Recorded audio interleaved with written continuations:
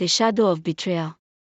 The bustling market town of Lagos was alive with the hum of commerce, the scent of spices, and the vibrant colors of fabrics swaying in the warm breeze.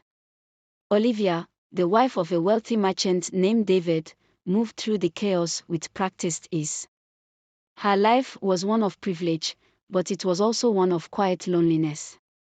David was often away on business, leaving her to manage their sprawling home and the endless social obligations that came with their status.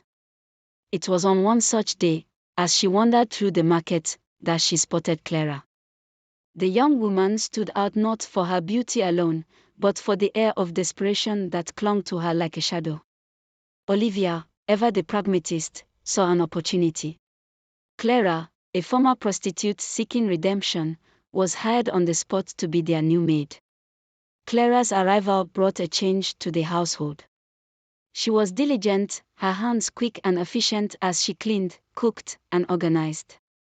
Olivia found herself drawn to the young woman's quiet strength, her resilience in the face of a past that would have broken others. But it was David who noticed Clara in a different way. He was a man of appetites, and Clara's beauty was impossible to ignore. What began as stolen glances soon turned into whispered conversations, and then into something more. Clara, desperate for stability and affection, allowed herself to be swept into David's arms, unaware of the storm she was stirring. Olivia, however, was not blind. She saw the way David's eyes lingered on Clara, the way he found excuses to be near her. But what surprised her most was her own reaction. Instead of anger, she felt a pang of jealousy, not for David, but for Clara. Olivia had spent years bearing her own desires, conforming to the expectations of a society that demanded she be the perfect wife. But Clara's presence awakened something in her, something she had long suppressed.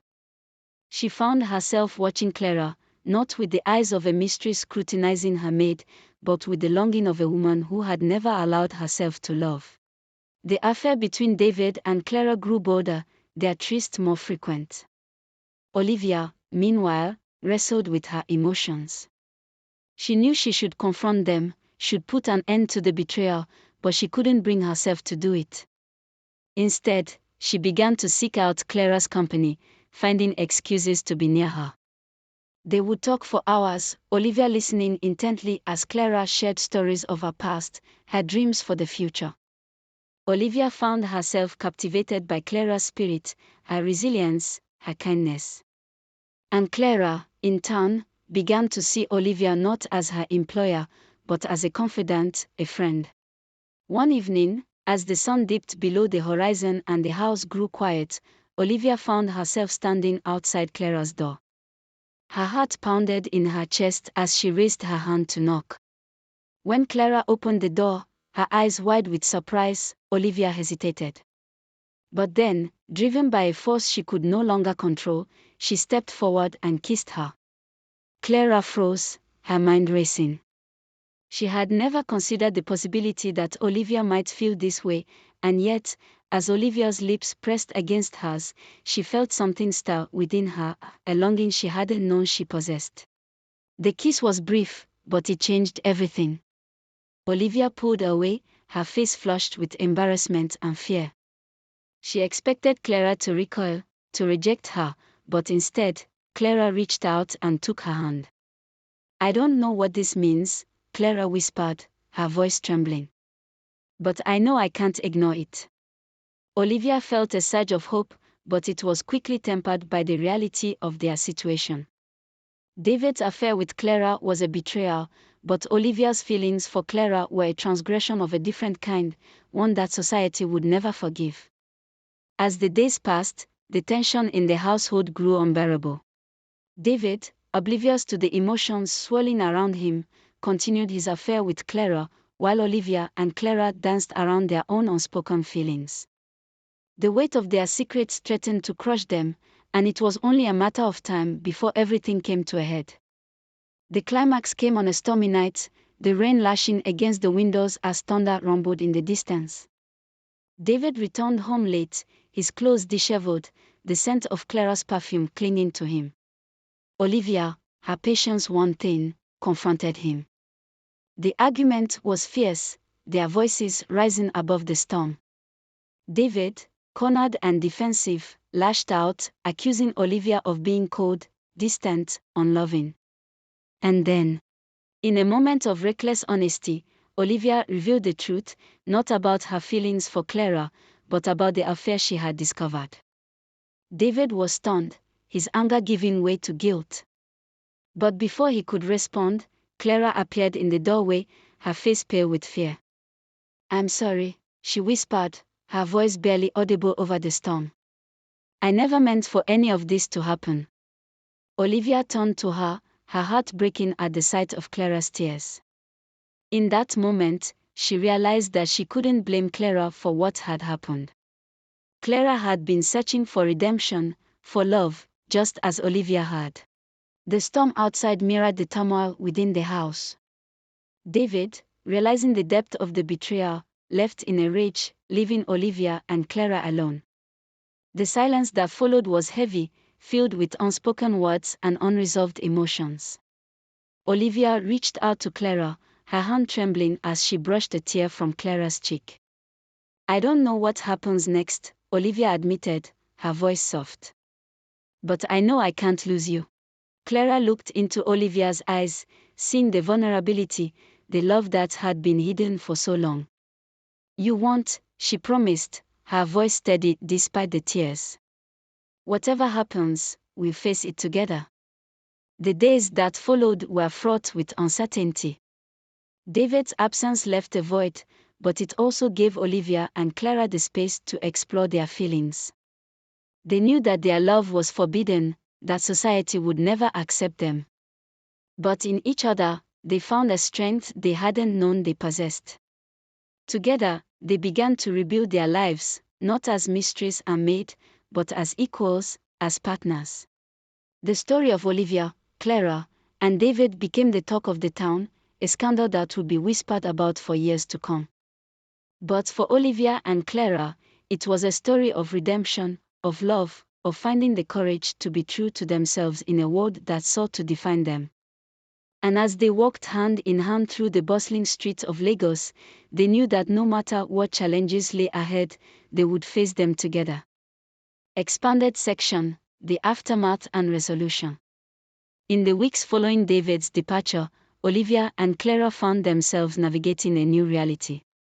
The household, once a place of order and routine, now felt like a sanctuary where they could explore the depth of their feelings without fear of judgment. Olivia, who had spent years conforming to societal expectations, began to shed the layers of restraint that had defined her. She laughed more freely, her smiles no longer forced but genuine. Clara, too, blossomed in this new environment. The shadows of her past seemed to recede, replaced by a sense of belonging she had never known. Their days were filled with quiet moments of intimacy. They would sit together in the garden, the scent of blooming flowers mingling with the warmth of the sun. Olivia would read aloud from her favorite books, her voice soft and melodic, while Clara listened, her head resting on Olivia's shoulder. In those moments, the world outside ceased to exist. It was just the two of them, bound by a love that defied convention. But their newfound happiness was not without its challenges. The townspeople, ever eager for gossip, began to whisper about Olivia and Clara. Rumors spread like wildfire, fueled by the scandal of David's departure and the unusual closeness between the mistress and her maid. Olivia, who had once cared deeply about her reputation, found that she no longer had the energy to maintain the facade of perfection. She had spent too many years living for others, now, she was determined to live for herself. Clara, however, struggled with the weight of societal judgment. She had spent her life on the fringes of society, and the thought of being the subject of gossip filled her with dread. "What if they turn on us?" she asked one evening, her voice trembling. "What if they try to tear us apart?" Olivia took Clara's hands in hers, her gaze steady and reassuring. "Let them talk," she said firmly. "Their words can't hurt us unless we let them. We have each other, and that's all that matters." Despite Olivia's confidence, the outside world continued to intrude. David, unable to let go of the life he had built, returned one day, his demeanor subdued but determined. He begged Olivia for forgiveness, promising to change, to be the husband she deserved. Olivia listened in silence, her heart heavy with conflicting emotions. She had loved David once, or at least she had loved the idea of him. But that love had faded, replaced by something deeper and more profound. "I can't go back," she said finally, her voice firm. "What we had is gone, David. I found something real, something that makes me feel alive. I won't give that up." David's eyes filled with tears, but he nodded in resignation. "I understand," he said quietly. "I just hope you find the happiness you deserve." With David's departure, Olivia and Clara were finally free to embrace their love openly. They left the bustling market town of Lagos behind, seeking a place where they could live without fear of judgment. They found it in a small village by the sea, where the waves crashed against the shore and the air was filled with the scent of salt and freedom.